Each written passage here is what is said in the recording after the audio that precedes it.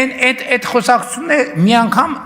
ամբիոնից ասեցի, որ ամբողջ պետական համակարգին աշխատավարձից զրկենք, օթերն է փակենք, ձախ ձեռներն է կտրենք, ինչքան պետական պաշտոնյա կա,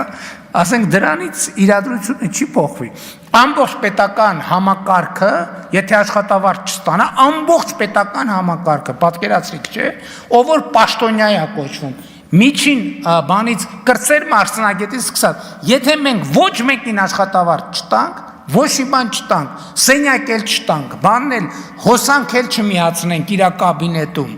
պատուհաններ չունենան այդ շենքերը, աթոռն է տակից անենք։ Մենք կարանք մարդկանց թոշակը բարձրացնենք ամիսը 9000 դրամով, ամիսը կարա թվա թե շատ լավ հայկեք անենք, բայց այդ դեպքում ոչ մի թոշակառու թոշակ չի ստանա ուղղակի, որովհետև այդ պաշտոնյաներն են, որ ապահովում են փողի լավ թե վատ հավաքումը պետական բյուջե և այդ փողի բաշխումը 500,000 մարդու մեջ, որը մեկը պատկերացնում է, սա ինչ աշխատանք է, փող հավաքել և բաշխել 500,000 մարդու մեջ։